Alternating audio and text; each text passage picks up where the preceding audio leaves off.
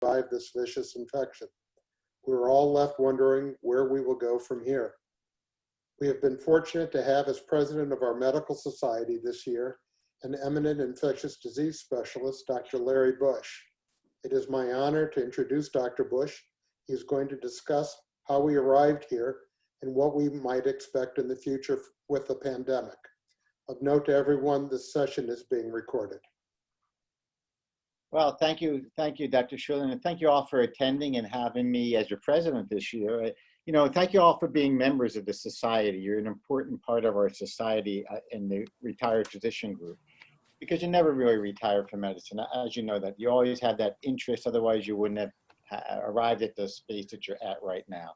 But as you know, just as a commercial, thank you, Mindy and Deanna, for arranging this. And thank you, Tenna, for being our wonderful CEO for over 2 decades. As you all may know, Tenna is stepping down the end of this year. And although we can't replace her, we're going to count on her for a lot of her involvement later. But out of the 67 counties in Florida, we have the most active, the most involved, the largest medical society in Florida, which has the 3rd largest medical society as far as the state in the country. So we have a fairly big footprint, and it's thanks to all of you. So what I'm going to do here is talk about coronavirus. There's so much politicalization of this pandemic compared to previous pandemics. When you think of things like the Hong Kong flu and the Asian flu and even H1N1, I mean, there was nothing like what's going on now. And that's for several reasons. So I say that because some of the comments I may make may be slightly colored by my feeling about it, which is fine because I'm open to hear your feelings. So let's get started. So let's talk about coronavirus, also called COVID-19 or SARS coronavirus type 2.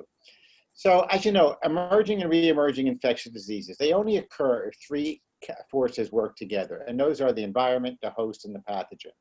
We don't have control over the pathogen if we don't have an antibiotic or an antiviral or an or a vaccine.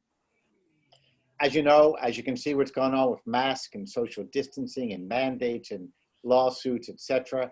We have quasi control over the host, and the environment's getting out of control. So all these forces emerge and they bring us to what we have, which are the World Health Organization and the CDC, who give us our advice. Now, there's a lot of politicalization of the World Health Organization, of the CDC. I would just say, when you get to the World Health Organization, remember, the fiduciary responsibility of a lot of organizations depends on who's paying them, where their money's coming from. And that's not to say that the folks in the World Health Organization are dishonest or not representing, the true science. It's to say that they have the interest of many countries in mind, and therefore they don't have the same focus as the CDC. I have the utmost confidence in the CDC. You have to remember, there's a well-trained, hard-to-get jobs, very smart people who are getting paid small amounts of money and probably could have a lot of other opportunities, but have chosen to work for our government and the CDC. So I would take them at what they say as being as the best that they know, that those are the real recommendations. If you look at emerging infectious diseases compared to re-emerging infectious diseases, the difference are emerging ones are newly appeared, and they could be global or regional. Re-emerging infectious diseases have been here before, but are re-emerging. We've seen that, for instance, with certain influenzas. We've seen that, for instance, with things like Ebola. But none of these are new. I mean, most of us went to medical school somewhere at the beginning of these years that I put up here, or trained during that time or after. And think about it. In 1977, if you were a resident in medicine, or whatever you were doing in medicine, Legionella was a new thing to you. Hantavirus came on that year too. Campylobacter. Who knew about Campylobacter diarrhea? And now it's like commonplace. Well, what do you mean? You don't know they have Campylobacter? Things like HTLV1 and HTLV2, 2 precursors to HIV that have been around for a long time and have caused leukemia and lymphoma. 1982, Lyme disease. Discovered the disease actually in Lyme, Connecticut, was recognized in children who were presenting with what he thought may be rheumatoid arthritis, but it wasn't until 1983 that Willy Bergdorfii, a microbiologist, believe it or not, studying the microbiome of the tick gut. Where the science is in that is beyond me. But he decided that this was the organism, and Dr. Steer, the rheumatologist in Connecticut at that time, realized that what these kids had in common was that they may have had tick diseases. And there we go, 1982, Lyme disease. How about diseases like hepatitis C? We used to call it non-A, non-B. Vibrio cholera, a different kind that we're used to seeing, the O139. Cat scratch disease, the organism wasn't isolated until 28 years ago. And who could forget Helicobacter pylori in 1983, when a gastroenterologist trying to prove that this organism was the cause and not necessarily acid of peptic ulcer disease actually infected himself with Helicobacter. He probably didn't know at that time it's also the cause of multiple lymphoma and gastric cancer. But be that as it may, and then we get to not 2002, just 18 years ago, when we get our first novel coronaviruses. But you know, global emerging and re-emerging infectious diseases are not new. This is a map from Anthony Fauci. Actually, Fauci trained where I trained under Donald Kaye, who just passed away, and Gerald Mandel and those kind of folks about 5 years before me. So I've been around him before, and he's an honest, you know, very bright guy. He's not, you know, it sort of rubs me a little bit of the wrong way when they say he's a preeminent infectious disease doctor in the country. Not that anybody is, but the truth is he probably hasn't seen a patient in the 39 years he's been at the NIH. But he is aware of all the science. He's very well educated. He's well involved. But everything he says isn't necessarily fact. It's his opinion based on the science that's in front of him at that time. But if you look at the emerging and re-emerging infectious diseases, these aren't new. Lassa fever, West Nile virus. Who would have thought of West Nile virus in the United States until the 1990s? Who would have thought of anthrax right there, bioterrorism, Boca Raton, Florida, JFK Medical Center in 2001. So this is not novel. The coronavirus is novel, but the idea of emerging, re-emerging infectious diseases is not novel. And the idea of dying, whether you're a child or an adult, from a respiratory tract disease has always been number one. It shocks me that people are so amazed at the respiratory component and the contagiousness of coronavirus when the respiratory diseases, including pneumonia and influenza, have always been the leading cause of infectious disease death. In fact, the leading cause of infectious disease death in people over 65 right now is influenza and pneumococcal pneumonia. We have vaccines, we have drugs, we have ventilators, we have ICUs, we have vasopressor medications, but they're still the leading cause. The number one infectious disease in the world is malaria. And look how many kids die of malaria every year throughout the world, not in the United States, but throughout the world. The number one cause of any single organism, infectious disease in the world, even as of today, is tuberculosis. And believe it or not, measles is right up there as one of the most common causes of death in the world. And we have a bunch of people walking around telling us that a measles vaccine is bad for you. And therefore, we have an epidemic of measles going on in the United States right now. So then why COVID-19 and why now? Because we've disrupted our natural ecosystems, because we do have climate change, but that's the natural history of the globe. The climate's always going to change. We're talking about billions of years. Is it getting changed more quickly? Yeah, we have almost 8 billion people living here compared to 1 billion that it took between the year 1 AD until 1827.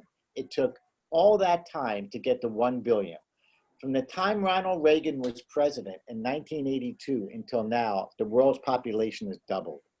We have a rapid expansion of the population. We have migration, growth and travel, and all these guarantee that we will always remain at risk of pandemics in the foreseeable future. The major one is this: international travel and commerce. This is the major reason for pandemics, because this is the commercial air traffic over a 24-hour period. Find a place where there's not a green dot, and find a place in the United States where there's not basically all green. How can you avoid having diseases that have never emerged in this country or that have not re-emerged in this country all of a sudden arrive from anywhere else when you get outside of the United States? And to think that you can control that by closing a border is so politically misaligned. I mean, that's foolish. You can't control this air traffic travel. This is the global air network in any 24-hour period. Really? We're going to close all those borders? You'll never see another person outside of this country. It's a difficult task. So then the biggest thing is that most of the growth in population in the planet is occurring in the less developed regions.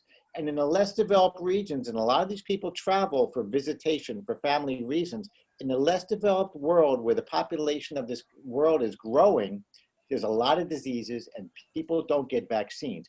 Why do we have a measles outbreak in the last 2 years in the United States? Because we have a group of people who are against getting measles for their children, and we have a group of people traveling from underdeveloped areas in the world where they don't get a measles vaccine. And when those two mix, you have an epidemic of measles. If you look at the developed world, and oh, by the way, how do you define a third world country? I never understood how you defined a second world country, but a third world country is designed or named according to its disease, its health, its education, and its finances. And that's the part of the world that's growing rapidly, and therefore pandemics. So the difference between a pandemic and an epidemic really is an epidemic is one case of Ebola in New York City is an epidemic.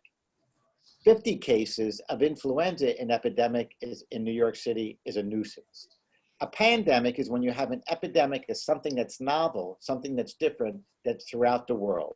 If you look at it, we've had a pandemic of AIDS throughout the world, malaria, tuberculosis, etc.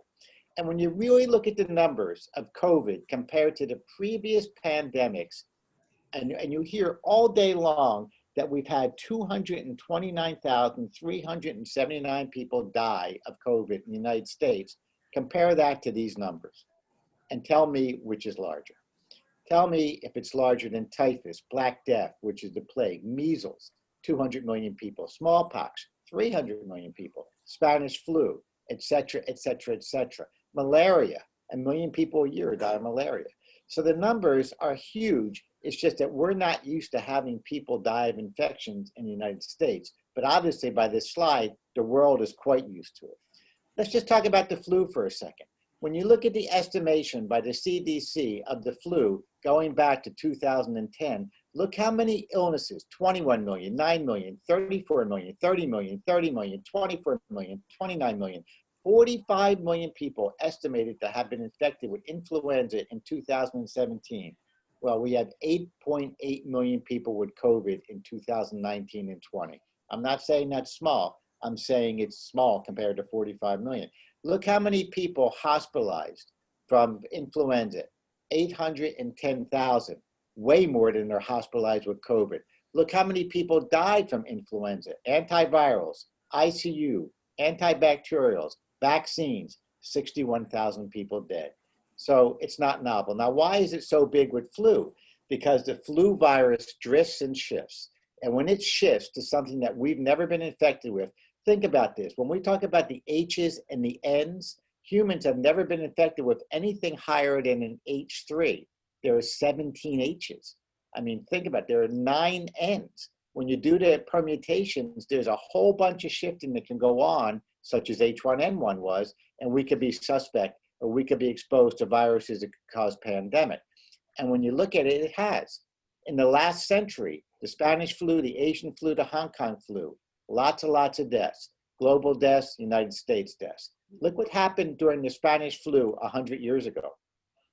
The mortality was so high that the life expectancy in 1917 was around 50.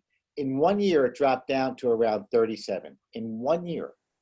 Now, what was different then? They didn't have vaccines, they didn't have ICUs, they didn't have antivirals, they didn't have antibiotics, because the #1 reason that people die of influenza is a secondary bacterial pneumonia. In fact, that's the 6th leading cause of death if you're over 65. Having said that, 63% of people over 65 get an influenza vaccine. How bad is that? This is no different than now. School classes, 1918, kids wearing a mask. So then the lessons from the pandemics, really the only lesson to take home from this is the unpredictability. Not that somebody's to blame or a group of people are to blame or I could have done better. It's the unpredictability. So let's talk about COVID-19. You know, up until now, the COVID viruses were historically or the coronaviruses were historically inconsequential. They cause 10 to 30% of the common cold. They're RNA viruses. There are 4 endemic ones, meaning that they're always around. They're probably what's causing our common cold 1/3 of the time. We know that they live in peridomestic mammals as intermediate hosts, and we know it's a spike S glycoprotein that has to adapt to us to bind to us and make us sick. They got no attention because they caused mild disease until 2002. And all of a sudden in 2002 in the Guangdong province of China, there's a bug called SARS. severe acute respiratory syndrome caused by coronavirus type 1. Now, why didn't this cause the pandemic that COVID-2 is causing, or that COVID-19 is causing? Because there aren't that many people in the Guangdong province of China traveling. Wuhan has 10 million people who travel globally all the time. They found that this spread to greater than 12 countries, a lot less than what's spreading now. They found that the human-animal contact seemed to occur in game markets. What that means is the same thing that when we get a drift or a shift in influenza virus, we get an animal influenza virus, a bird influenza virus, which they all are, that mixes with a pig influenza virus and a human influenza virus, meaning the pig is the mixing vessel, and that now can adapt to infect us, and we have no immunity to it. Well, that's what happened here. The animals in these markets contacted human coronaviruses, they mixed, and they became able to infect humans. In that case, bats were the natural hosts. Well, most of those people had fever, cough, shortness of breath, some had diarrhea. 20% to 30% required mechanical ventilation, but all in all, there were only a documented 8,000 people infected that we knew of. Well, you only know how many people are infected if you infect everybody, symptomatic and asymptomatic, and you only know that if you do it globally. And this was occurring in China. 10% of the people who had SARS died. Right now, the mortality rate for SARS-1, the mortality rate right now globally for SARS-2 is 2.6%. And in fact, globally, that's higher than the United States. It's 1% higher than the state of Florida that's being beaten up every day. And you know what? Shortly after SARS-1, coronavirus 1, there was an article in Clinical Microbiology Review, and look what I put in yellow there. These scientists said that the presence of large reservoirs of coronavirus-like viruses in bats together with the culture of eating exotic animals or mammals in China is a time bomb, and the possibility of the reemergence of SARS and other novel viruses from animals or laboratories, we need to be prepared. Well, I guess we weren't prepared. And let me just say this, to be apolitical, this occurred over 3 groups of executive office inhabitants. So it's not just the current one. This has been going on for 2 decades. Scientists have been written about it. What did we do about it? We didn't do anything. And there's a lot of reasons why we could or should or didn't do anything about it. And then 10 years later, we got MERS, Middle Eastern Respiratory Syndrome, the second novel coronavirus that jumped from an animal, from a human to an animal to a human. In other words, it mixed in bats, it mixed in camels, it had limited human spread, but it was very nosocomial. And a lot of people who were working in the hospital got infected and died. 50 to 89% of people required mechanical ventilation because it was more adaptive, combining to respiratory cells. 36% died, way many more. That's 18 times more than the mortality rate in the United States right now from coronavirus SARS-2. All in all, there were only 2,494 cases, 858 deaths. So then in December of this year, in the New England Journal of Medicine, novel coronavirus from patients with pneumonia in China was reported, 2019. Now, if you or I believe that that was the first case that China knew about this, then we got a bridge we can buy. That's ridiculous. Let me give an analogy. In the anthrax case of 2001, Bob Stevens was not the first case. He was the index case. And there were other cases being seen by doctors in New York City who either didn't recognize it or blew it off and didn't think about anthrax. The point I'm making here is, when was the coronavirus really started, SARS-2, COVID-19, really seen in China? Well, I can tell you it was way before this December 2019 New England Journal of Medicine article. So on December 31st, all of a sudden, the Chinese started reporting a cluster of pneumonia cases in Wuhan, China. At the beginning, it looked like it was coming out of this wet market. And then all of a sudden, there were some healthcare workers who got infected, and then there was community spread. The first case was reported, documented in the United States in January 21st, 2020, from an expatriate Chinese individual who had visited home in Wuhan and came back to Washington State. Was he the first person who came back here? No, he was the first diagnosed patient. He was the index case in the United States. I've had people tell me they had people way back before that in that part of the country who in retrospect they think may have had coronavirus, and they may have. Well, the early cases, and you can see there by the yellow and the blue, were really linked to the wet market. But after that, starting in January, moving on in January, most of the cases were occurring in the community, meaning it was a highly contagious respiratory infection. Now, why did I put that up there? Because as you know, there's a lot of discussion, where did this come from? And as you know, there is a laboratory near the wet market in Wuhan, which does biologic research on viruses, particularly coronaviruses. Does that mean anything nefarious went on there? No. What it meant was, as I said before, we needed a mixing vessel. And if that virus somehow got out of that lab and mixed with a bat in the wet market, and therefore adjusted genetically to be able to infect humans with another novel coronavirus, that's what happened.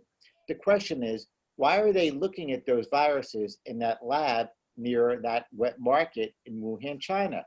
Well, for the same reason that we had this. So Bob Mueller, after years of investigating the anthrax outbreak, and I was actually at a Defense Department meeting with him, and he took a beating there, but it was a closed-door meeting. But at that meeting, he said he was going to investigate, and that took several years to decide what happened with anthrax in this country. And at the end of it all, his conclusion was, there's the guy. So this is Bruce Ivins, who was placed in charge of all the biologic activity in the United States at Fort Detrick in U.S. Armory. And what they concluded in that Amerithrax anthrax case was that Bob Stevens did this on purpose. And the reason he did this was because we were going to shut down his funding at U.S. Armory, and all his research was going to stop, and all his importance and his lifelong studies were going to come to an end. The bottom line is, he didn't have the capability of doing this. Yes, he had the organism in these vials, but he didn't have the capability of putting it into the foreign and put it in envelopes and mail. Now, how do I know that? Because he killed himself. It never went to trial. But before that, there were a lot of depositions of the people who worked in U.S. Amrit, and to the T, they said that we did not have the ability to make this into the form that was spread for anthrax. There had to be outside actors. Now, in this report here in Amerithrax, they conclude that the reason Ivins did this, not because his research was going to end, and oh, by the way, the largest anthrax outbreak that ever occurred was in 1976 in Sverdlovsk, Russia, where one of their biologic agent factories or research centers blew up, and hundreds of people became infected with anthrax. As you know, a lot of countries are doing research on biologic agents, and that's what's gone on right here. But in this report, they said not only was this going to shut down and therefore he wanted to create a need, but that he was psychologically deranged, that we knew that for years, that he was seeing a psychiatrist who said he was psychotic. I would look at these folks and say, you gave him the key to the lab? Does that make any sense? Why am I saying this? Because when we wonder, how did this virus get into that wet market? What were they doing with this virus? Why are they investigating coronaviruses that cause a cold in that laboratory? I don't know why, but I also don't know why everybody's blaming Bob Stevens. There's a lot that goes on behind the scenes that you and I don't know and we only read about. And therefore, it was not surprising that there was widespread dissemination coming out of Wuhan, because Wuhan has 10 million people. It has a large group of people who go to Italy and other parts because of the clothing and fashion industry, to Europe. And you know, people were coming into the East Coast of the United States and Florida from Europe all the time. And then all of a sudden we have this. We have people walking around. I find that temperature taking to be ridiculous, truthfully. I get out of my car here when I'm going in the hospital. If I get out of the car and I didn't put the air conditioner on, and I get out in the sun to get my lab coat, when I walk in the door, I'm 101. I stand there for 30 seconds and I'm 97.2. It's really, you know, not a good way of deciding how you're going to screen people. And as you can see, at least in China here, everybody's wearing a mask, including the dog. So then why is this so important, this virus? Because this virus has a high RO, which is called the reproduction knot. And what that tells you is the reproduction number. And it's an estimated number of how many people an infected individual will, if they're in contact with them, infect. Let's compare that to H1N1, which was 1.3. Every infected person infected 1.3. The 1.3 infect 1.3, and you can see how exponentially this grows. The 1918 influenza pandemic was like this, 2 to 3. The smallpox is 5 to 7. Ebola is even less than this, 1.5 to 2.5. You know what the most contagious respiratory viruses are? Varicella and measles, 13 to 18. Every measles case is felt to infect 18 other people who are not immune. So this is a fairly infectious virus, and it causes mortality, but not to the degree that we've been led to think. So this is as of yesterday. This is what's called the website that you can get from our stuff that we send out from the society. This is as of yesterday. The US cases were about 8.5 million. The global cases were 42 million. The US deaths were 225,000. The global cases are 1.1 million. You have heard that our mortality rate sucks compared to the rest of the world. Well, let me tell you, the rest of the world is 2.6 globally, we're 2.6. Florida is 2.1. The United States is less than Spain, Canada, France, Italy, and UK. I don't hear anybody criticizing them. Our mortality rate is less. And remember, your mortality rate depends on what your denominator is. You have to know how many people you're testing. There's a lot of people who die in parts of the world from COVID-19 who never get tested. You don't know what they die of. I can tell you firsthand experience in Spain, it's not as easy to get tested as some may think it is. If you look at the numbers right here in Florida, the total cases as of yesterday were 778,000. Residents hospitalized, 48,000. So 48,000 out of the 778,000 got hospitalized with a total death of 16,000, which is 2.1% of anybody we've diagnosed with COVID in Florida have died. That's better than the entire United States total. The United States is 2.6 as of yesterday. Florida is 2.1. Palm Beach County is 3.0. I've been asked by the newspaper, why are we 1% or 33% higher than the rest of Florida? And I tell them, because we have the oldest population in Florida. That's why we're higher. If you look at Palm Beach County, as of yesterday, we've had 50,000 cases. We've had 1,561 deaths. We've had 4,000 cases. That means that 8% of everybody in Palm Beach County who's been diagnosed with COVID has been hospitalized. We never got close to running out of ICU or ventilator beds. The problem in the ICUs wasn't the admissions, it was the subtractions. You couldn't move a COVID patient back to a nursing home. So I have a guy right now who's on his 5th month, who's still sitting there. And he counts as an ICU COVID patient, although he hasn't had COVID for a long time. Look how many total Florida residents were tested, okay? In the state of Florida, how many people have been tested? 5 million people. What's our overall positivity rate? 13%. How about yesterday, how many were tested? 50,000. What was the positivity rate? 4.6%. Why is the number 1/4 of what the total number is? Because early on, the people getting tested were more likely to be infected. They were the people being admitted to the hospital.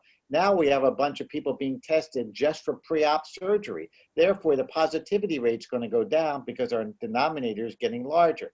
But right now, and everybody was looking for a number under 5, 4.6% about of people who get tested in Florida test positive. That's a pretty low number when you really think about it. How about Palm Beach County? Totally, of everybody who's been tested in Palm Beach County, which is 415,000 people as of yesterday, 12.16% tested positive. How about yesterday's numbers? Yesterday's number, there were 4,000 people tested, 5.1%. What have we been looking for in Palm Beach County to open things up? 5% or less. So let's look at the numbers. Now, this is hard to read, but I'm going to point out the salient points. Number one, this is the entire state of Florida. This is as of yesterday, the 25th. What is the median age of infected people in our state right now? 38, okay? Look at the age group over here. Look at the amount of cases. All cases, hospitalizations, and deaths. Let's look at deaths in Florida. 32, 29, that's 61, plus 21, that's 84. 84% of all deaths in Florida have been 65 years or older. Right now, the average age of the infected individual is 38. What's our hospitalization rate in Florida? 6%. What's our mortality rate? I told you, it's 2.12%. Look how many have come from long-term care. A lot of things went wrong there. Look at our percent positivity rate in Florida. And these are by dates. So each number up top here is how many people got tested that day. I don't know why on the 23rd, maybe because it was a Saturday, so many people got tested. But look at our positivity rate. It's been 4, 4, 5, 5, 4, 5, 4, 4, 6, 6, 5, 3, 3, 4. What's the goal been in Florida? Less than 5. Look at Palm Beach County. Let's bring it home close. The average age of the infected person in Palm Beach County right now, the median age, right? I think I have it up here, is 41. And you can see over the past few days, the people testing positive, what the median age is. 41 when you take all the cases since the beginning of time. You can break it up into white, black, Hispanic, etc. You can break it up into men and women. Look at the hospitalizations. 55% of all people hospitalized were white, 68% were white who died. Black people made up 26% of hospitalizations, which is basically double of what the Black population is in Palm Beach County, and 20% of the population who died were Black, which is higher than what it should be when you take all numbers into account. Look at the hospitalization rate going down here. What age group got hospitalized? Well, go to 65 and above. They make up the majority. Go to deaths in Palm Beach County. Let's go 65 and above. 16, 27, that's 43 plus 41, right? 85, 86, 87% of everybody who's died in Palm Beach County was over 65. 6% of people were hospitalized who were diagnosed. We have a death rate here of around, this is Florida, I'm sorry. We have a mortality rate here of around 3%, as I said, okay?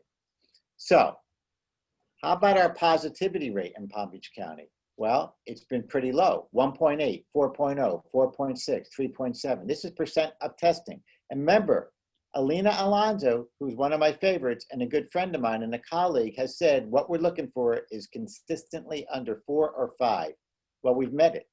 And that's why Kerner allowed things to open up as our mayor of Palm Beach County.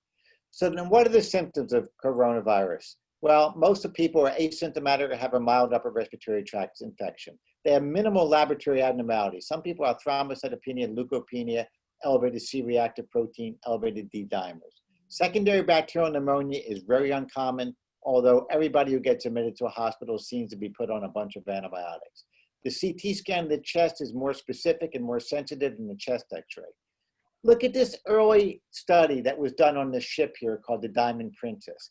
There were 3,711 passengers and crew. 19% or 12 tested positive. Half of those people were asymptomatic, suggesting that 17.9% of infected persons never developed symptoms. Well, how can you keep them from spreading it? Well, the obvious thing, social distancing and wearing a mask. And as you know, that is pretty hard to mandate. The incubation period can be up to 14 days. So that's why you see this isolation for 10 to 14 days. The median time until sudden illness is 4 to 5 days. And it has the typical respiratory symptoms, which are much more common than the upper respiratory symptoms. Some odd things that we see are changes in taste and changes in smell, and we see some diarrhea in some people. The CDC puts out things like this, like these are common symptoms to be concerned about. If any of these occur, make sure you get in touch with your healthcare provider. A chest radiograph starts to look like this, where you may have some mild ground glass looking infiltrates. CAT scans are a little bit more sensitive, and you can start to see a more confluent pattern over here. On this CAT scan, it's getting a little bit more widespread. This CAT scan, it's obviously getting honeycombing and looking pretty poor. And the transmission is like all respiratory diseases, either droplet or airborne. For the most part, for 98% of this disease, it's droplet. Now, I read studies too that says coronavirus can last in the air 27 hours or 20, whatever, and travel for so many meters. Well, of course it can. But that's likely not the way you're going to get it. Still, the most common way this is going to be is by droplet, and droplet means close contact for a certain amount of time. So therefore, the CDC puts out plackets like this saying 6 feet apart, cover your nose, wear a mask, wash your hands. Why wash your hands? Well, viral shedding. When do you actually shed virus? I don't know if you understand or if you're aware of what the CT is. This is the cyclic threshold. Think of it like this. How many times do you have to spin the PCR machine to detect PCR? If you have to spin it higher, then you have less ability to detect virus, meaning there's less virus. And as you can see early on, the cyclic threshold is lower. You don't have to spin your machine very often to find it. Why do we let people out of isolation at 10 days, even if you can find virus? Because the cyclic threshold that you have to obtain to find the virus is very high, meaning that you have to spin your machine quite a few times to find a PCR genetic particle, meaning that that genetic particle is likely not infectious. And the studies have shown, there's no guarantee, that if you test positive after 10 days of being tested positive, if you still test positive 10 days later, or 10 days after being symptomatic, you're not infectious, even though you may be able to detect PCR. The problem is the nursing homes and the LTACs have not bought into that, and therefore we can't move people out of the hospital. So what do we try to do? Well, we do non-pharmaceutical interventions, the main one being social distancing. And does that work? Well, yeah. The Washington Post did a simulated study, and they showed by the red mountains here, infected person, uninfected person, persons who recovered. And then if you have significant social distancing, the infected person goes down, the uninfected person stays high, and the recovering doesn't have to occur because you have less infected persons. It's been shown to work for influenza, which is transmitted essentially the same way as coronavirus. If you have an influenza patient in the hospital, they're in droplet precautions. They're not in airborne precautions. So the social distancing will work, and it's been proven and published over and over and over, and you can go on the CDC's website to look at it. Well then, where's this thing really being spread? Well, the CDC did a great study published in July, and they looked at community spread, the exposures. And you know what they said?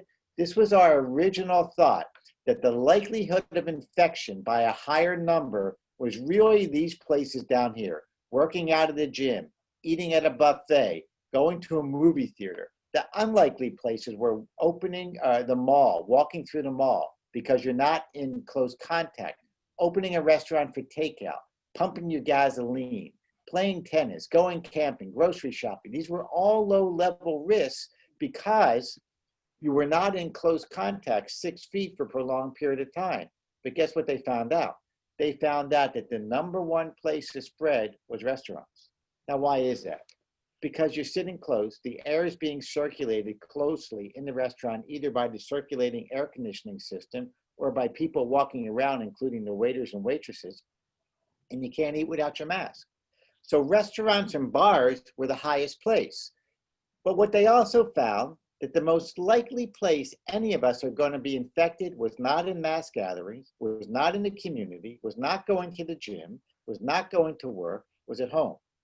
There was a study published last month in the CDC's literature, and what they showed was they took 317 people who were symptomatic and got tested. Out of them, 1/2 were positive, 1/2 were negative.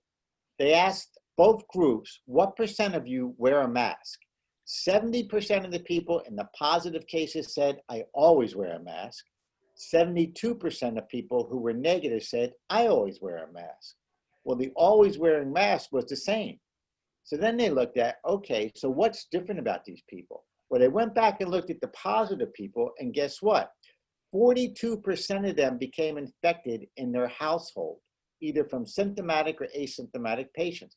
I just had a hospice nurse in here today I see chronically for actually a disease. And she works going into the homes. She's a hospice nurse, and she wears her mask. And I said to her, when you go into the homes, are people wearing masks? She says the families refuse to wear a mask. They say it's their home. And obviously the patient's not wearing a mask. I say, are you wearing a mask? She says, yes. I say, why are they not wearing a mask? And for the reason I just told you, because she says it's their home, they don't have to. Well, that's the point. In people's homes, symptomatically, asymptomatically, they're not wearing masks. And that's where the spread's going on. And you can't mandate a mask in people's homes. Secondary spread is 17 times higher in a person's home than it is in the community. So yeah, we can mandate masks in the community, and I don't quite know how you do that, but you can't mandate it at home where the disease is being spread. Look at this study. This was a hairdressing salon. There were two hairdressers, A and B. They had symptomatic infection. They tested positive, but they continued to work with their mask on. All those blue chairs are people who they took care of. They took care of 139 clients. Every one of those clients was contact taught and tested. Guess what? None of them got it, meaning the mask worked. The person with the coronavirus who was holding the blow dryer there, if they had a mask on, didn't infect them. But what happened when they went home? Look at the bottom. 4 out of 6 household members of stylist A became infected because what did he or she do when they got home? They took off their mask. So when you hear about all this, wearing the mask in public, I would say, I get that. But in that study, you just showed me that 71% of people who always wore a mask and didn't get infected was the same as the people who got infected. So why is that happening? Because they're not always wearing a mask where they're likely to become infected in their house. Okay, so of course we have Nike in here saying just do it, and I'm sure they're putting it out in all these masks. And then the Palm Beach County Medical Society, I don't know if you saw this in the Palm Beach Post, but we put this full-page ad out a few times over the past month, basically saying have a heart, wear a mask, protect your neighbors. What it should really say is protect those living in your house and use hand sanitizers. Why? Can you spread this disease from your hands? Yes. If you're within a patient's distance, 6 feet, and they're coughing and they're spewing and it's fresh virus and you get it on your hands and you put it in your respiratory tract, yes, you can probably become infected. But how long do these things really last on these surfaces? So somebody, like you would expect, did a study and they published it. And what they showed was that it could last on plastic for 5 days. That doesn't mean there's very much there or it's viable. As I said, it can last in a person's nasopharynx for 3 months, but they're not contagious. So just because you can find it here doesn't mean that you have to be going into all these places and scrubbing them constantly. If you were in a room with somebody who had COVID, yes, I would clean the surfaces thoroughly. But everywhere you go, for instance, when I go shopping, I don't clean the stuff when I get home. I'm not concerned about that. I wash my hands. Now, some people say the only thing the United States is doing is mitigation, meaning social distancing and masking. What we're not doing is suppression. And what suppression means, contact tracing. So it means regular, proactive testing of asymptomatic people in high-risk situations. Well, what's a high-risk situation? Basically, how do you define that? Paired with contact tracing and isolation. So if you're exposed to somebody with COVID and I test you and you're negative today, you know what my recommendation for you is? You got to stay home 14 days. If I don't test you, in other words, I don't contact trace you, but you tell me you've been in contact with your husband, your wife, your friend, whatever, who's positive, I say, stay home. Because if I test you today and you're negative, that doesn't mean you won't be positive on day 3, 4, 5, 6, 7, even after 14.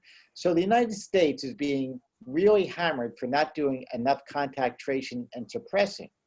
Well, the problem with that is the CDC's testing. The problem is, what are you really testing somebody for? Are you testing them to see if they're qualified to go to medical school, a knowledge test? Are you testing them to find out something clinically, either diagnosis to affect your diagnosis, treatment, infection control, or prevention? And what are you going to do about it? What tests do you have? Now, I've heard we don't have enough testing in this country. Trust me, there's not an hour in the day where you can't get tested anywhere you want to get tested. Right now, you can get either a PCR test, you can get a blood test, which isn't the one you would get to find out if you actively are infected now because your antibodies may not become positive, at least up until 14 days. You can even get an antigen test. This is the Rapid ID Now test that we have 9 of these running at Wellington all day, every day. In fact, I just went over to Wellington. I couldn't even get into a hospital because the line out front of pre-surgical testing was gone on. They swab the patient, they come in, they put it in this ID Now test, which gives you an answer in 15 minutes. We're doing hundreds of these a day. So it's not hard to get tested. And this is the CEPID test. It does the same thing, but it could do 18 of them at once. It's a little bit more sophisticated. Its results are equivalent to the Rapid ID Now Abbott test, and it will give you the answer in 45 minutes. You can order a test at home and swab yourself, and for $119, you can mail it to LabCorp and get an answer in a few days. Just swab your nasopharynx, get this test, and you can get it. And you know what? The only qualification for you getting this test is when you go on their website, the doctor has to approve it. And the only thing you have to tell that doctor is you don't even have to lie and say you're sick. You just have to say you think you've been exposed. This is the rapid tests that are being sold ad nauseum. The problem with these little rapid finger tests is that a lot of them have not been vetted by the FDA. Some have been. It's a finger stick test. You put a drop of blood in the well, and in a few minutes you get the control. You get an IgM, you get an IgG. This is a positive patient. This is a negative patient. This was done in the hospital. This was a non-authorized test. And you can see different tests come up at different times, and that's the problem, is that you can do a bunch of testing early on and miss almost everything. So then what's the CDC say? The CDC says that considerations for diagnostic testing, if you've been in close contact 6 feet of a person with documented SARS-CoRonavirus 2 for at least 15 minutes and do not have symptoms, you need a test. But then they say a single negative test does not mean you won't remain negative a few days later. And it says, even if you have a negative test, you shouldn't go out for 14 days. So then what's the purpose of testing that person? Do you have a prevention for them? Do you have a drug for them? You're going to tell them to stay home for 14 days, whether you test them or not. And oh, by the way, we've done quite a few tests in this country. If you can't self-isolate, if you're a critical infrastructure worker, I don't know what that means, and you must work, then wear a mask. Well, aren't we doing that anyway? If you live with a person at increased risk of severe disease, take special precautions. Well, what's that mean? Wash your hands, put them in a different room. And if you're a healthcare provider in close contact with a person, well, that's been every day for me since January. Every day, I'm in close contact with a person with documented coronavirus. I should recommend wearing personal protective equipment. Well, I do. So where's my testing in here? There is no testing. I've never been tested because I'm going to do this anyway. How about this? The accumulating evidence supports ending isolation for persons with COVID using a symptom-based strategy, not a test. The CDC says you don't have to test them to get them out of isolation. Therefore, how can we criticize for not testing? They're saying don't test. In fact, here's what they say. They say, how long should you isolate somebody? You should isolate them for 10 days after symptom onset and no fever for a day, okay? And for patients who never had symptoms, you should discontinue 10 days after the first positive test. This is no follow-up test. What's the role of PCR testing to continue or discontinue isolation of precautions? Severely immunocompromised, you should consider a test because you would keep them isolated for 20, 24 days and not 10 days. So then the role of PCR testing to discontinue isolation for these people is there is no role. Now, if you just told the majority of the country that there's no role for repeat testing, how can you criticize a country saying you're not doing enough tests? If you retested everybody who tested positive until they turned negative, we wouldn't have millions of tests. We would have 1 billion tests. I have some people in the ICU who have been there, like I just said, 5 months, and they're on their 50th test. My answer is, what are we testing for? They're not contagious, and what are you going to do about it? Well, their answer is, we want to see if they're negative. Completely not followed. Now, here's my concern. Every time their test comes up positive, it gets sent to the local health department. And I've asked Alina Alonso, do they get counted as a new case? And she said, no. Well, that depends on how good the person entering the data is. Because if they don't realize that person's name has been there before, and a lot of people have different MR, medical record numbers, they may never, and they'll count them 2 times. How about schools? Well, there's been a lot of politicization of opening the schools. What do we know? This is the CDC's guideline. How should schools respond? Here's what they say. Here's what we do know about COVID and children, that they're less likely to get infected than adults.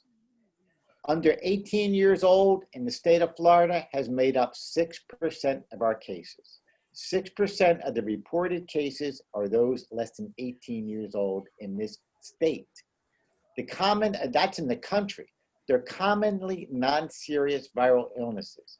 And in fact, in 2004 through 2019, during the flu seasons that ranged from 37 to 187, there were 64 deaths, less than 5 for COVID, 137 to 187 for flu each season. What are they more likely to get? What are they more likely to die from? People under 18 years old have made up less than 1/10 of 1% of all COVID deaths in this country. 1/10 of 1% all COVID tests. And international studies have shown that their transmission rate to teachers is very low, that there's very few reports of the children being the primary source of COVID transmission in families. So the JAMA in July published this article, The Urgency and the Challenge of Opening Schools. And they said, we think you can open schools if you meet all these conditions. And I think that most school districts have tried their best to meet all these conditions. But having said that, this is as of October 24th. And they've only been counting since schools started to open September 18th. And here's what we know. How many kids do you think are in the Palm Beach County public school system? Hundreds of thousands. How many cases of COVID have been diagnosed in the entire Palm Beach County public school system since schools opened up until October 24th, 2 days ago? 154, 84 students, 70 employees. No hospitalizations, no deaths. You want to keep the schools closed? Then the conclusion is that safe is a subjective term. I've been asked by the state, by the governor, by a lot of people, when is it safe? Well, I ask you this. What do you think about getting on an airplane? Is it safe? Well, if you got on, I guess you think it's safe enough. Because if you read the back of your ticket, it says there's no guarantee we're going to be back on the ground, so to speak. There's no guarantee we're going to land. Safe is a subjective term. And what's safe to you may not be safe to me. It's in the eye of the beholder. And in Palm Beach County, the parents have an alternative. They can self-school their kids at home and do virtual schooling at home. There's an alternative, and they'll get all the credit that they should get. So then how do we treat COVID? Well, we like to fight the virus. The problem is we don't have any proven antivirals that work, except as of the other day, the original Emergency Utilization Act authorization given by the FDA got full approval for remdesivir. Now, I know you read in the paper, and I read in the paper, and you hear on the news networks and the cable TVs that this isn't a good drug. Well, the FDA approved it, which means that they have confidence that the studies are effective enough to show that this is an effective drug.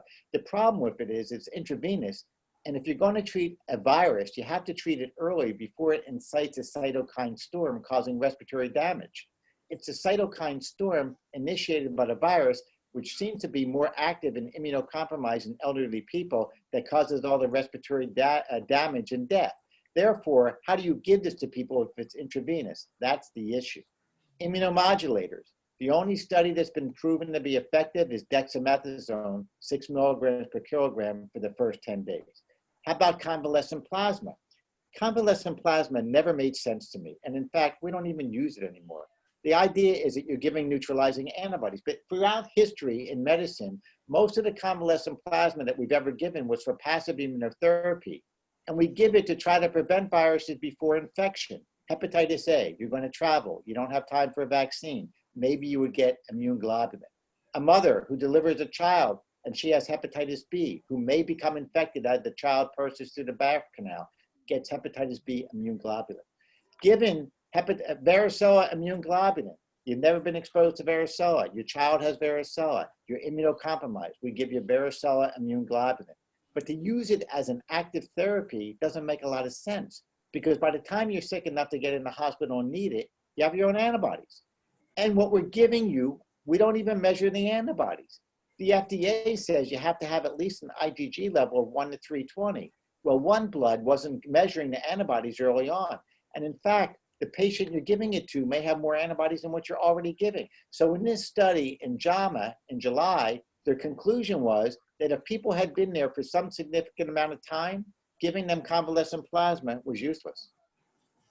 Well, we have a lot of trials going on in the industry and in the government looking at things, but you can see that most of the action is aiming at immune modulators. because it's not so much the antivirals that are going to make the difference. It's shutting down the inflammatory response that are damaging the lung mostly and other organ systems once you do become infected. And of course, we could always rely on this. So then what are we going to do about this? Well, we got to have a vaccine. We got to have a vaccine. And there are vaccines underway. The problem is there's always been fear about safety in vaccines. And in this political climate, there's a lot of myths and a lot of facts. Frankly, I got to tell you, I'm apolitical. And to tell you the truth, I barely don't vote for people because I don't know who to believe. I don't know what's true. I don't know what's good. I don't know what's bad. I do know that there's all sides and there's opinions.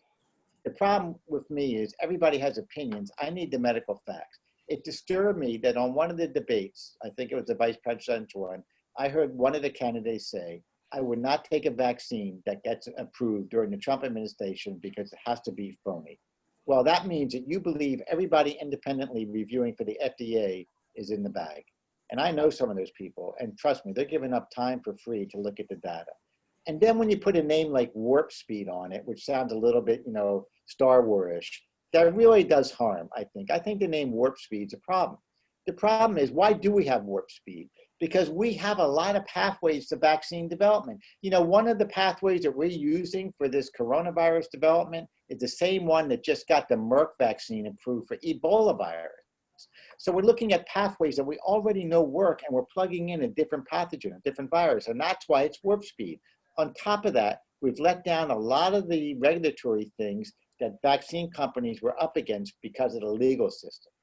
So what are the major vaccines going into phase 3 trial or in phase 3 trial? It's these 5. It's Moderna, an antibody vaccine, BioNTech or Pfizer, an antibody vaccine, all aimed at the S-spike protein. Merck Sharp and Dohme, a recombinant vesicular stomatitis virus vaccine. That's exactly the same science Merck used for the Ebola vaccine. AstraZeneca, the one that I'm the principal investigator for right here in Palm Beach County, that got halted 5 weeks ago because there was a case of transverse myelitis in the UK. That was investigated by the UK, by Japan, by Brazil, by South Africa, by Australia, and that vaccine trial reopened 3 weeks ago. The FDA reopened that vaccine trial this weekend. We'll be given the vaccine again, I think, by Wednesday because it has to go to the IRB to sign off on the papers. But the FDA has finally concluded in this country that it's unrelated to vaccine and it's safe. What took the FDA 5 weeks longer, 3 weeks longer than the UK, Japan, South Africa, South America, and Australia? It's called political pressure. That nobody wanted to doubt that they were rushing this through. The Johnson & Johnson. Now, why do I like these 2 vaccines? Because these are viral vector vaccines, which mean they take a human adenovirus here and a chimpanzee adenovirus here. They attach the coronavirus surface protein to it, which is not the coronavirus. You can't get it. And not only do you make neutralizing antibody in everybody after 14 days, but in these 2, you make a cell-mediated killer cell response. And that's crucial for viruses. When you really think about it, why do people get shingles later on in their life from varicella virus? They have antibodies to varicella. The problem is the cell-mediated immunity, it becomes defective, and they open themselves up to having the virus reactivate. So I'm really excited about this vaccine. If you read Bloomberg, there was a very positive article today about people over 65 had done remarkably well in this vaccine and seem to be getting prevention of coronavirus in Europe. Now, originally, the FDA was going to look at our trial. I can speak to this one specifically. The FDA was going to look at the data 1 month after we closed. We were supposed to close October 23rd. Well, obviously, we're a month behind. And what they were going to look at is they originally said, we only need 70 cases of coronavirus documentation out of the 30,000 people you enroll in this country to prove statistical difference. Well, apparently, from what I'm reading today, that may have already been looked at and achieved in Europe. And that's why, to be frank, that's why you hear all this boasting from the White House that we're going to have a virus in weeks. Because the people at the FDA have said, we have the Moderna data, we have to look at it. We don't have the AstraZeneca data, but we know the UK data, which they can't use. They have to use their own data in the United States. But they're encouraged up until this point. So is he bragging when he says we're going to have a virus by the end of the year in a few weeks or whatever? Yeah, he is. I mean, obviously he is.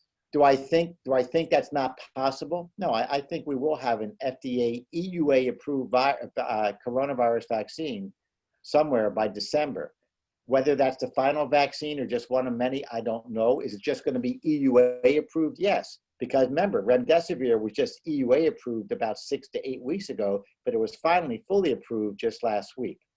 And if you look at who's capable of making virus vaccine, well, AstraZeneca has a leg up.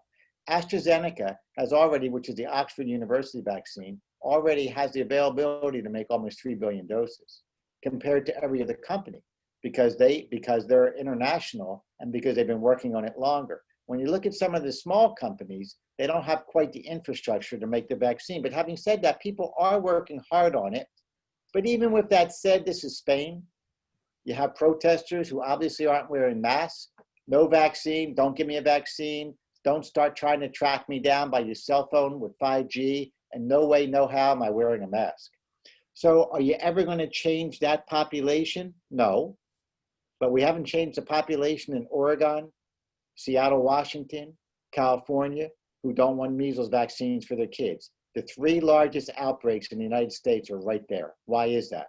Because those areas allow people not to give measles vaccines to their children, and they send them to school. And as you know, a lot of people from parts of the world who don't get measles vaccines come into California. So then my last 2 slides is, everybody says, follow the science, follow the science. I love to follow the science, but we're learning the science. It's hard to follow the science when you're learning it. How safe is safe, and how best to balance saving the most lives versus saving the most of our way of life? That is not a scientific question. That's a political question. And trust me, I know, like you, we're hearing this every day on the news.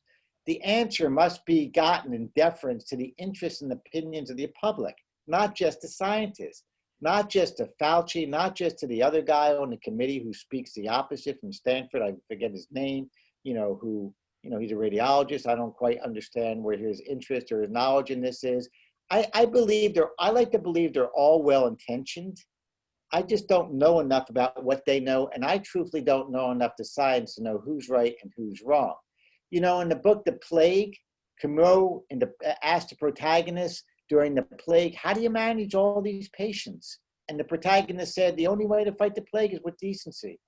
And then he said, well, what is decency? Doing my job. And I hope that we're doing our job. And if we do our job, and as John F. Kennedy said, you know what, the risks and costs to action are costly, but the risk of inaction and comfortable inaction are more costly. Thanks for listening.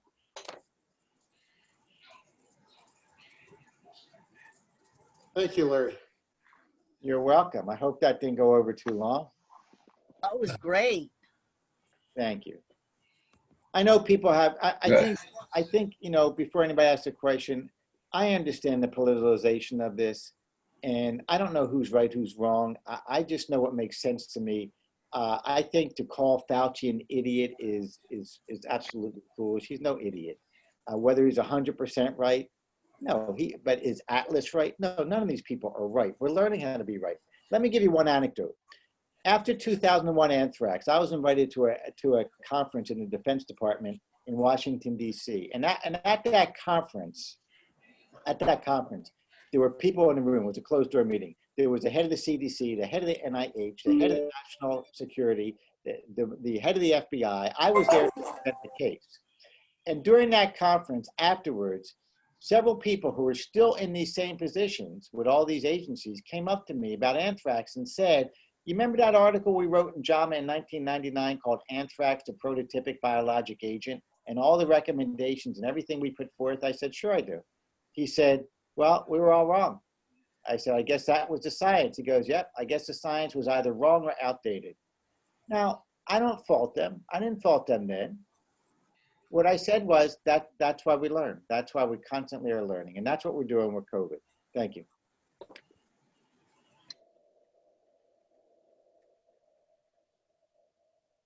David, do you see anything there that we should? I think it was an excellent talk, Larry, and thank you very much. I learned quite a bit, actually. About my political, I don't have a persuasion. I just have a dislike for what's going on. Well, it's unfortunate that politicization is occurring on both sides. And we need to do what is best for our people. You know, I don't know if you remember, at the beginning of the AstraZeneca trial, it got put on pause for about 5 days. And during that time, I got interviewed by the Palm Beach Post, and the writer, John Pisante, asked me, well, what do you think about this pause from AstraZeneca? And I said, well, John, the problem with all this vaccine trials right now is that this coronavirus pandemic is occurring in an election year. And that is a political issue. That's all I said. 3 hours later, that goes nationally on the news because the Palm Beach Post is associated with USA Network. They're part of USA newspapers. I got a call from the CEO of AstraZeneca because I'm a principal investigator for his trial. And he said, why did you say we're being politically pressured? I said, I didn't say that. I said, what I said was that there's a lot going on in the news because it's an election year. He was so upset. I had to talk him off the ledge. Yeah, a shame. It's misconstrued. Yeah. Larry? Yes. Yeah, Neil Stamets here. A question for you about the vaccine trials and the AstraZeneca in particular. Yeah. Which, at least by public reporting, has supposedly now had 2 neuroinflammatory events. Presumably, DSMB broke the blind, and neither of these were in placebo recipients. Correct. And at the same time, presumably, DSMB did a futility analysis of some sort, not for regulatory purposes, but for safety. And if this were futile, wouldn't be restarting the trial. So that seems where it would stand. But in terms of potential subjects coming in now, presumably a fully informed consent would require some information on this subject. And I wonder what you can tell us.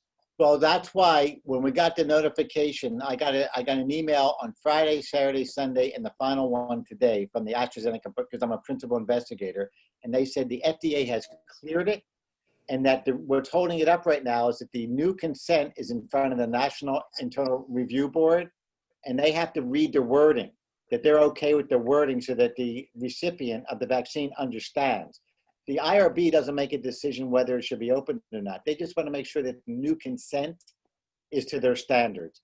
And that went before the IRB today at 2:30, and they're supposed to give us an answer either tomorrow morning or Wednesday morning, which means we'll be ready to go. The 2 cases both got vaccine. They were both in the UK. Now remember, the UK goes by the European Union of their review board, so lots of countries. The first case was a woman who actually had multiple sclerosis before she ever got vaccinated. She had a history of multiple sclerosis. She had a flare. And they can't say whether it was vaccine related to flare. The second case was a case of transverse myelitis of a woman who became weakened, got admitted to the hospital, had an MRI scan that they felt was consistent with transverse myelitis, got no steroid therapy, and went home totally recovered in 4 days, which we all know is not typical of an infectious transverse myelitis. So even if it's an immunologic related transverse myelitis, the review boards in the UK, Japan, South Africa, South America, and now the FDA said, even though she got vaccine, we do not feel this is vaccine related, and that is going to be in the new consent. Otherwise, we'd be vaccinating today, but we have to get the consent wording approved by the IRB, which means that everybody who's consented already is going to have to read another 30-page document and sign it.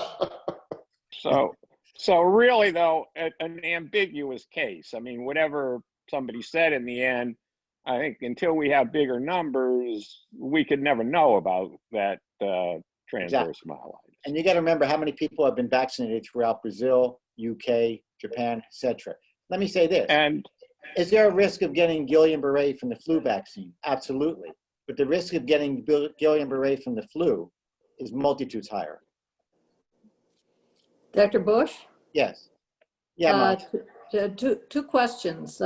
One, your comments in regards to the monoclonal antibody, Regeneron, and Eli Lilly, and timing of giving that effective therapeutic for the future?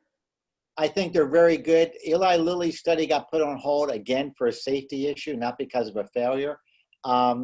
The tocilizumab, which has been used in rheumatoid patients, which is an IL-6 inhibitor, those studies panned out not to be useful. The monoclonals look better because of the way they work. But again, I think they had to be given early on because what people are dying from is an overwhelming cytokine storm. So either you need to shut down the pathogen that's instigating the storm, or you need to be able to shut down the storm rapidly. And we know that a lot of these monoclonals, TNF inhibitors, et cetera, have that effect. The Lilly one was put on hold, interestingly, shortly after, I don't know what Trump got, but he got something like that, because again, of a safety concern. And that's the FDA just doing their job. I think they're a little bit overzealous right now because of political pressure. They don't want to be blamed for being lax in this political climate. So I think that's what's happening. But I think they did the right thing putting on hold if they have a concern. One other question, the Johnson & Johnson study, which uses the adenovirus vector, is on hold also. Do you know what the person has? It doesn't say anything in the literature. It doesn't say anything what the hold is for. Do you have any inside knowledge about this? I don't know exactly because I'm not their investigator, so they don't have to send me. Like with the AstraZeneca, they had to send me the case because I have to see if any of the people we vaccinated have those symptoms. The Johnson & Johnson, I'm not sure, but I believe I know a little bit about Johnson & Johnson because we're probably going to do their trial too. But I don't think it's anything serious, and I think this week you'll see that hold released. Okay. I personally like the simian adenovirus better than the human virus for some infectious disease reasons. I think it potentially could be better. More immunogenic than the human?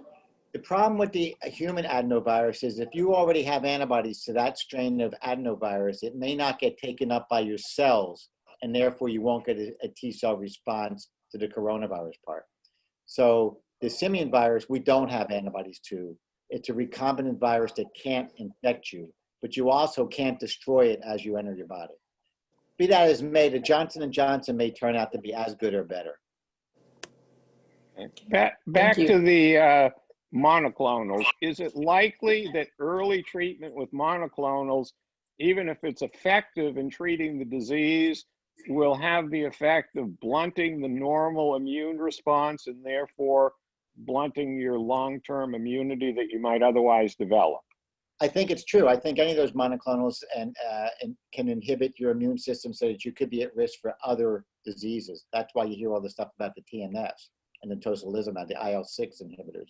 But I think when you weigh the risk and the benefit, the benefit's going to outweigh any risk for sure. Yeah. I think the half-life is short. Question was more directed: will it keep you from developing natural immunity to the COVID-2? No, because we know the antibodies develop really rapidly. The question is, will it keep you from developing a cell-mediated response? And that's a concern.